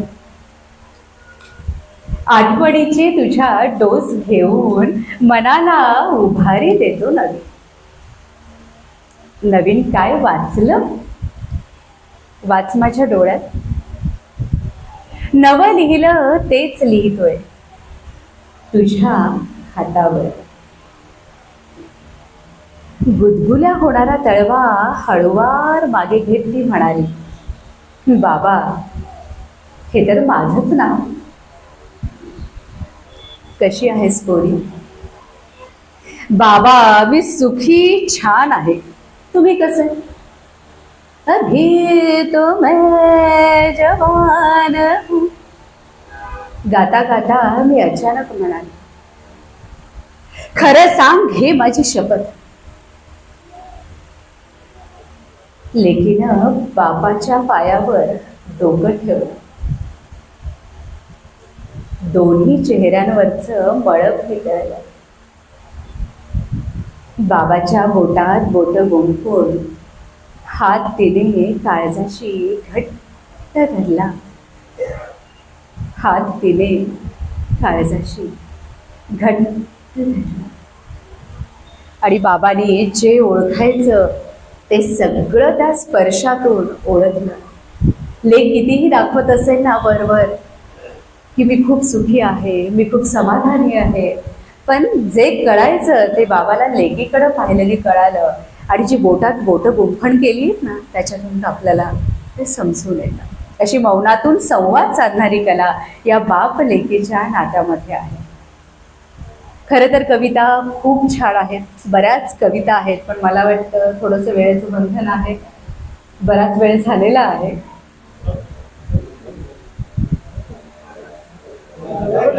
चालेल? अच्छा, ठीक आहे. म्हणजे तुमची परवानगी असेल तर, कारण बराच वेळ झालेला आहे आता.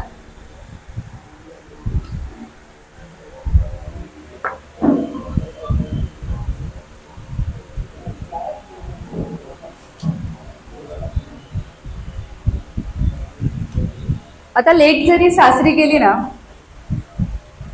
तरी बाबाचं जे घर आहे रितं झालेलं, तर ते नातीच्या परिणामाने मात्र पुन्हा एकदा किलबिलतं. बरोबर आहे? पुन्हा एकदा गोकुळ होतं. लेकीचं जे बालपण आहे ते नातीच्या येण्याने बाबा पुन्हा एकदा अनुभवतोय. आणि त्यात लेकीची लेक असेल मग तर विचारायचं काम नाही, कारण लेकीची लेक म्हणजे दुधावरची साय, नाही का? मग ती नात घरी आल्यानंतर बाबाला काय वाटतं ऐकूयात. तुझ्या पाठवडीनंतर संततधार कोसळत होता पाऊस. तुझ्या पाठवडीनंतर संततधार कोसळत होता पाऊस. रात्री अपरात्री आई दचकून उठायची. मी जागाच असायचो. डोळ्यांना पापणीचा बांध घाल. पुढे तुझ्या लेकीच्या पाळण्याला झोका देताना लक्षात आलं, दूर गेलेला काळाचा झोका परत येतो आपल्याकडेच.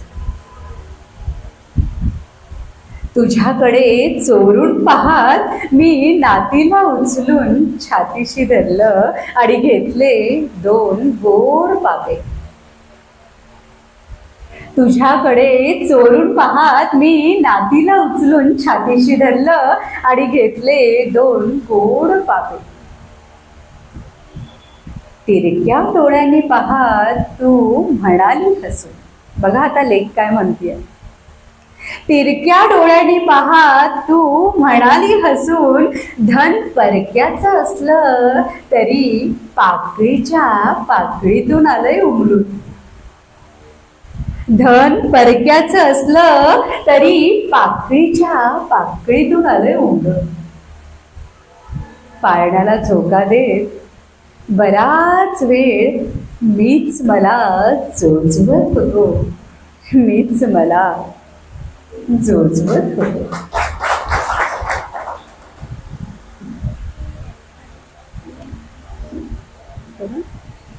आता आणखी एक कविता घेतोय आणि त्यानंतर मला वाटतं आपण शेवटाकडे जाऊया.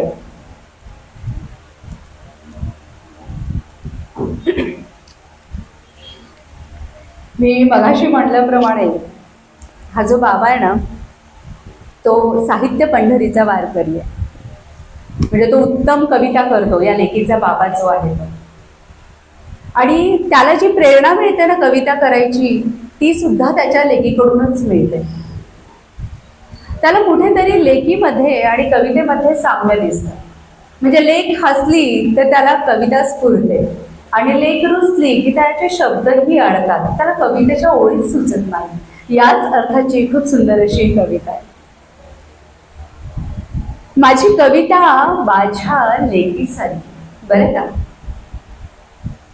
माझी कविता माझ्या लेकीसारखी. अंथरुणातून उठलं की कधी कधी चढून बसले मांडीवर. आज तूच कर ब्रश, आज तूच कर ब्रश असं म्हणतोय. मी फिरवत राहतो ब्रश, मी फिरवत राहतो ब्रश तिच्या दातावरून. कवितेला फ्रेश सुगंध येतो अंगावर सांडलेल्या पेस्टचा. कधी उचलून घेऊन घ्यावा गोड बाबा मोह होतो, कधी उचलून घेऊन घ्यावा गोड बाबा मोह होतो. पण ती बसते तोंड फिरवून गाल फुगून. लेख त्या दिवशी शब्द रुसून असतात कवितेतले. मीही ठरवतो मग, मीही ठरवतो मग रुसेनातला शब्द. मी कविताच लिहिणार नाही आणि या कार्टीला तर जवळही फिरकू देणार नाही. लेखीचाच बाप आहे ना. मीही ठरवतो मग रुसेनातला शब्द. मी कविताच लिहिणार नाही आणि या कार्टीला तर जवळही फिरकू देणार नाही. रात्री डोळे मिटून ती माझ्या खुशीत शिरते. माझ्या खरखरीत गालावरून इवला मोरपीचे हात फिरवत राहते. झोपेला आलेली लेख मलाच थोपटू लागते कवितेसारखी. उत्तर रात्री कवितेला नवे धुमारे फुटतात स्पर्शगंधीत शब्दांचे.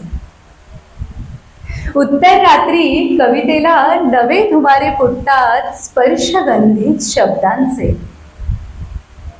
कुणीतरी हळुवार शब्द माझ्या गालांवर इवल्या ओठांनी उमटवत असते. माझी कविता माझ्या लेकीसारखी. जे लेकीमध्ये आणि कवितेमध्ये असलेलं साम्य. आतापर्यंत आपण थोड्याशा हळव्या, थोड्याशा नटखट, थोड्याशा भावविभोर अशा कविता ऐकल्या. तुम्ही शांत बसलात त्यामुळे आणखी एक थोडीशी विचार करायला लावणारी एक कविता मला घ्यावीशी वाटते, अर्थात तुमची परवानगी असेल तरच. की आजही लेक आणि बाब यांचं जे नातं आहे, आपण म्हणतो 21वे शतक वगैरे, पण समाजाचा बघण्याचा दृष्टिकोन आहे ना, तो आणखी बदललेला नाहीये. म्हणजे लेक जेव्हा माहेरी येते ना, ती धावत पळत येते आणि तिला पटकन आपल्या बाबाला आलिंगन द्यावं वाटतं. बाबालाही वाटतं की माझ्या लेकीला पटकन मी मिठीत घ्यावं. पण आजही समाजामध्ये अशी काही लोक आहेत की त्यांना वाटतं की अरे नाही, लेकीने कसं आलिंगन बाबाला द्यायचं. पण काय हरकत आहे ना, काय हरकत आहे? केवळ तो पुरुष आहे म्हणून का? त्याच्यामध्येही तो वत्सल भाव आहे, ते वात्सल्य त्यातही पाझरत आहे. तो पण हळवा आहे, तोही जीवापाड लेकीला जपतोय, काळीच काट्याने आपल्या लेकीला जपतोय. सगळं करूनही या बाबाला का अधिकार नाहीये? आणि समाजाची ही जी अवस्था आहे समाजातील, तर त्याला मला वाटतं एक सनसनीत चपराक असलेली ही उत्तम अशी कविता आहे. इव्हन मी म्हणेल की ही सर्वोत्तम अशी कविता आहे जी आपले विचार बदलेल. आणि म्हणूनच ही कविता आम्हाला तुमच्या समोर सादर करावीशी वाटते. ऐका हा, लक्ष देऊन. बापाच्या अंगा खांद्यावर खेळलेल्या लेकीनं, प्रश्न आहे, बापाच्या अंगा खांद्यावर खेळलेल्या लेकीनं माहेरी आल्यावर बापाला द्यावं का आलिंगन? बापाच्या अंगा खांद्यावर खेळलेल्या लेकीनं माहेरी आल्यावर बापाला द्यावं का आलिंगन? कारण लेक शेवटी बाईच असते ना. पण बाबाला दिसते फक्त आणि फक्त लेकीची उत्कटता. बाबाला दिसते फक्त आणि फक्त लेकीची उत्कटता, तिची भाववेडी स्पंदन आणि सळसळती चेतना.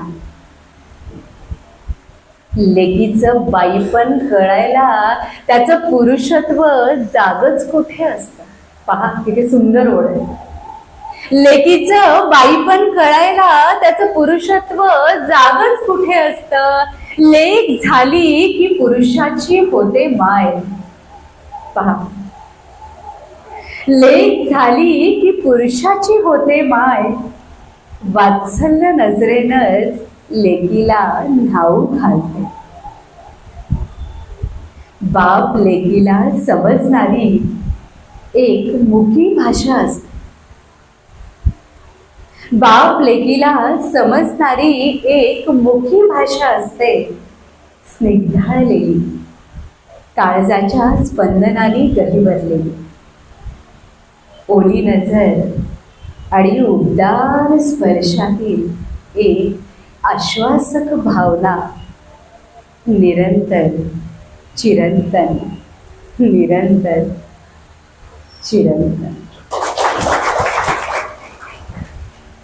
खरं आहे ना, बाबाला रडता येत नाही आणि आपणही आता म्हणायचं नाही अरे पुरुषासारखं रडतोच काय, अरे रड, असं आपण आपल्या बाबांना म्हटलं पाहिजे. जसं आईला म्हणतो ना रडून मोकळी हो, तसंच आता प्रत्येकाने बाबाला म्हटलं पाहिजे की रड आणि मोकळा हो. खरं तर खूप सुंदर सुंदर कविता याच्यामध्ये आहेत. जवळपास 52 कविता आहेत. सगळ्याच कविता सादर करणं शक्य नाहीये, थोडासा आपल्याला उशीरही झालेले म्हणून आटोपतं घेत आहे. जसं एक शिरस्ता असतो बघा प्रत्येक कार्यक्रमाचं, की आपण पसायदानाने त्या कार्यक्रमाची सांगता करतो. ज्ञानेश्वर माऊलींनी मागितलेलं विश्वकल्याणासाठीचं पसायदान. आता खरं कसं आहे, तुम्ही म्हणाल पसायदान इथे कसं काय, तर मी सुरुवातीलाच सांगितलं कवी प्रकाश जडे यांच्या लेखनीतून अवतरलेल्या या सगळ्या कविता आहेत. इथे कवी म्हणण्यापेक्षाही एका हळव्या बाबांनी आपल्या लेकीसाठी लिहिलेल्या या कविता आहेत. आणि या कविता जेव्हा प्रकाशित झाल्या ना, तेव्हा सगळ्यांचा फोन यायचा की अरे नाही, ही तर आमच्याच नात्याभोवती गुंफण करणारी तुमची कविता आहे. प्रत्येक बाबाला आणि लेकीला वाटायचं की आमच्याच कविता आहे. म्हणजे सुरुवातीला हा जो प्रवास होता ना, काव्य प्रवास, तो एका कवीचा होता. पण नंतर मात्र वाचक सहप्रवासी होत गेले आणि आता या कवितांनी कवी, बाप आणि लेक या तिघांमध्येही एकतानता साधली आहे.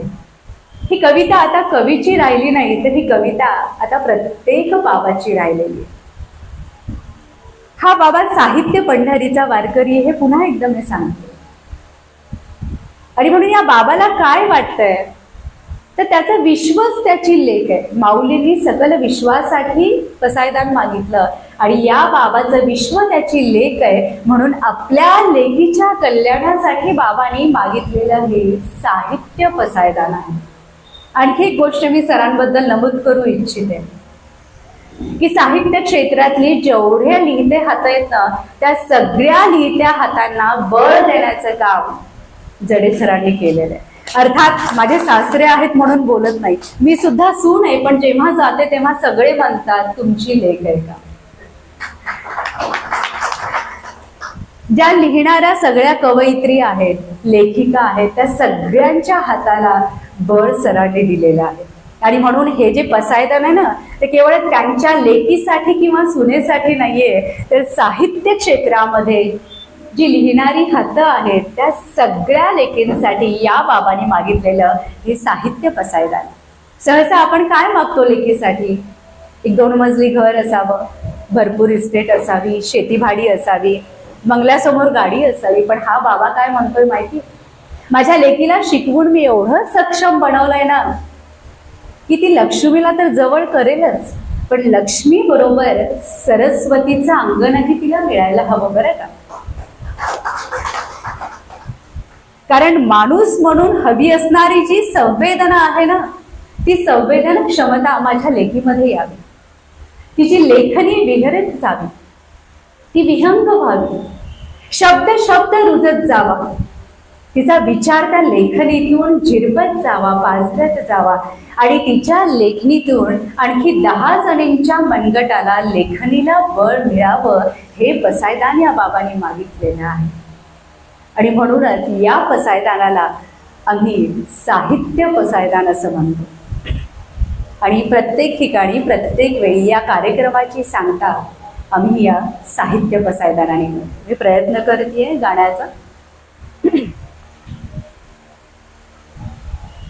तुझ्या हातची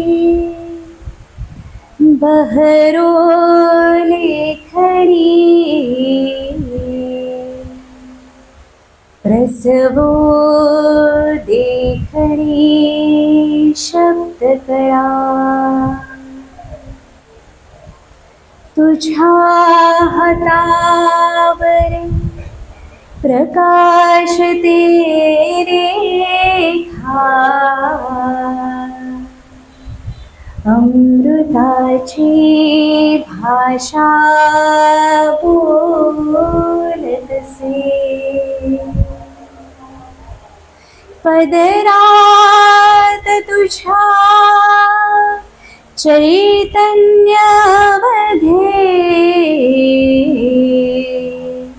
लेखणीत जागे अंतरीचे.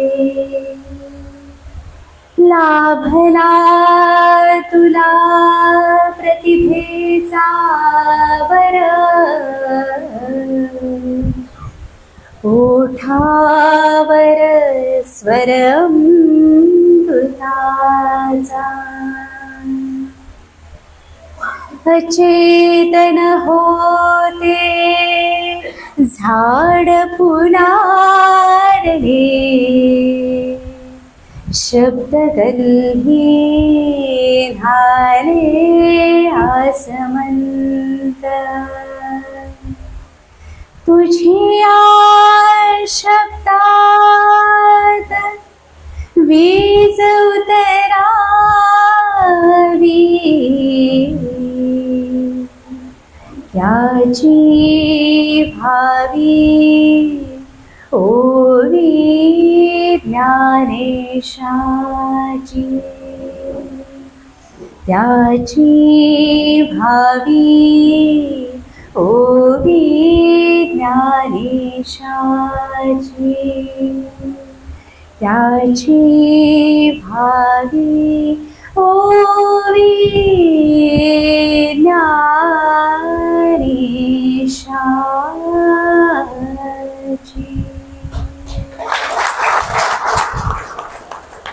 धन्यवाद, खूप छान वाटलं. वाचनालयाचा हा 146वा वर्धापन दिन आहे. तुम्हाला खूप खूप शुभेच्छा. या निमित्ताने तुम्ही आम्हाला इथे बोलवलं. आणि आदरणीय प्रचंडराव सर, त्यांनी 2 तारीख आम्हाला जवळपास मला वाटतं 2 महिन्यांपूर्वीच सांगून ठेवलेली होती आणि सांगितलं होतं की तुम्हाला यायचंच आहे. खरं तर आम्ही दोघी मिळून हा कार्यक्रम सादर करतो, पटवर्धन मॅडम आणि मी, त्यांचं निवेदन आणि माझं सादरीकरण. पण त्या बाहेरगावी असल्यामुळे येऊ शकल्या नाहीत. पण सरांनी सांगितलं की नाही, आम्ही तारीख दिलेली आहे आणि काहीही होऊ, तुम्ही एकट्या या, पण आज हा कार्यक्रम तुम्हाला सादर करायचा आहे. ही संधी आम्हाला उपलब्ध करून दिली. एवढ्या छानपणे तुम्ही ऐकून घेतलं आणि विशेषतः बाबा लोकांचे आभार. खूप तन्मयतेने ते ऐकत होते, त्यामुळे मलाही उत्साह आला. पुन्हा एकदा तुम्हा सर्वांचे मी आभार व्यक्त करतो. धन्यवाद.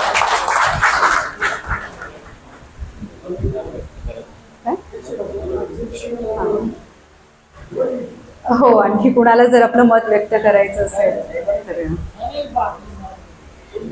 रसिक श्रोतांना शिक्षक आहे ते त्यावेळेस कोण कळत होतं, तास त्यांनी छान छान घेतला. आम्हाला म्हणजे काय म्हणतात, बारावर गेलो त्यांनी करून टाकलं. त्याबद्दल आम्ही त्याचे खूप आभार मानतो आणि खूप छान कार्यक्रम झाला. आणि मुलाकडे तुम्हाला पुन्हा सांगतो, मुलाच्या बद्दल एक कविता एक 2-3 तयार करून सादर करावं असं मला वाटतं.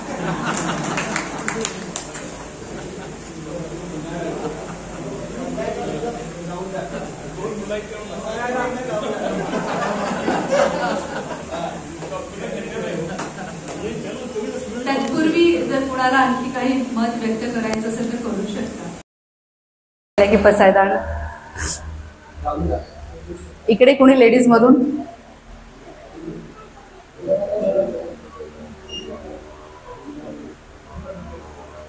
ठीक आहे, सरांना पसायदान ऐकायचं.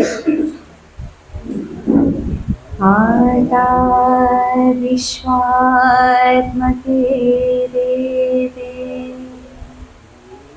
येणे वाक्यज्ञे तुषारे तोषोणी मज द्यावे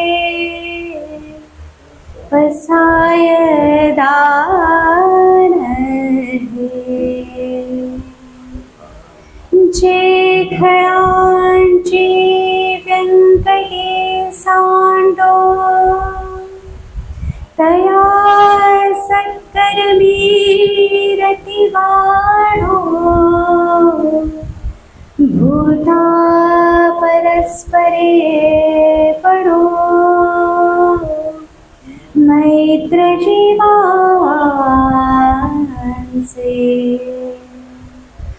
दुरितांचे तिमिर जाऊन विश्वस्वधर्म सूर्ये पावो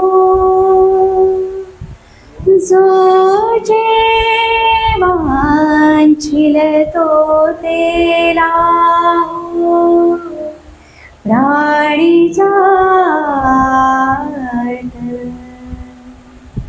वर्षत सकल मंगली ईश्वर निष्ठांची मांदियाळी अनवरत भूमंडळी भेट तू भूता चला कल्पतरूंचे आरव चेतना चिंतामणीचे गाव बोलतीचे अर्णव पीयुषांचे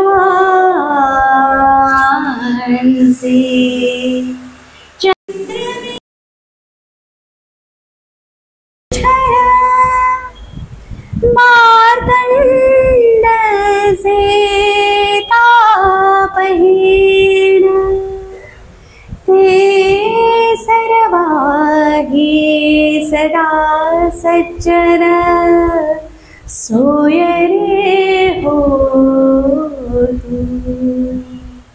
किं बहुना सर्वसुखी पूर्ण होनीति लोकी भजिसो आदिपुरुषे अखंडित आदि ग्रंथोपजीवी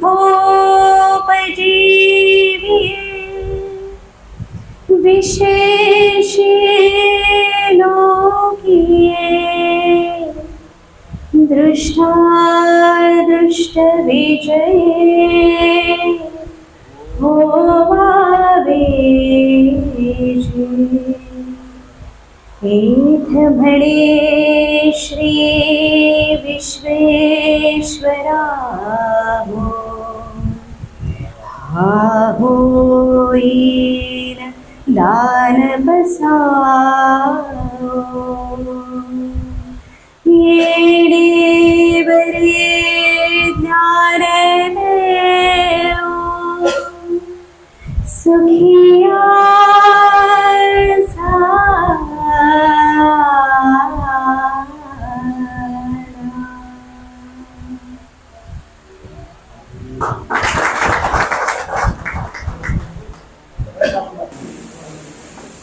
आजच्या वर्धापन दिनाच्या निमित्तानं निशिकांत प्रचंडराव यांनी आम्हाला जे इंडस्ट्री मिळवून दिले आणि खरोखरच चांगल्या पद्धतीनं मंत्रमुग्ध करून सोडलं. त्या अशा या व्यासंगी व्यक्तींना आपण काय देणार, तर आम्ही सर्वांनी ठरवलं की राजश्री शाहू वाचन मंदिरामार्फत त्यांना आपण अल्पशी भेट म्हणून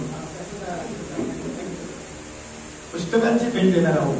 ती त्यांनी स्वीकारावी असे मी त्यांना विनंती करतो.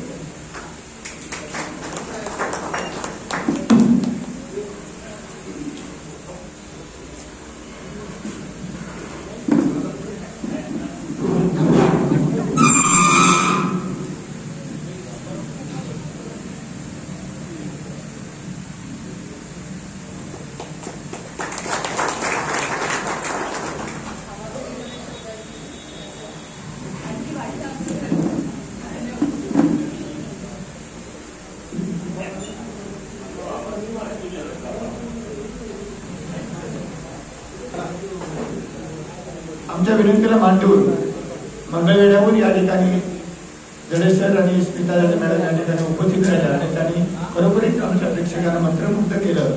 त्याबद्दल वाचनालयाच्या वतीनं मी त्यांचं मनपूर्वक आभार मानतो. त्याचप्रमाणे असे वक्ते मिळवून देण्याचं मोठं कार्य माननीय मुख्याधिकारी साहेबांनी केलं, त्यामुळे त्यांचे आभार मानतो. तुमच्यावर आणखीन जबाबदाऱ्या टाकते. इतर पुढच्या व्याख्यानमाला असू दे, कुठल्या असू दे, आपल्या दरवाजा मी येणार असे वक्ते तुम्ही आम्हाला द्यावेत अशी विनंती करतो. त्याचप्रमाणे शिवप्रतिष्ठान हिंदुस्थानचे अध्यक्ष रावसाहेब देसाई आणि या ग्रंथालयाचे माजी संचालक आहेत प्रभुदादा, हे दत्त सहकारी सहकारीचे संचालक आहेत. त्याचप्रमाणे बाबा पाटील पंजगा सहकारी साखर कारखाने संचालक आहेत.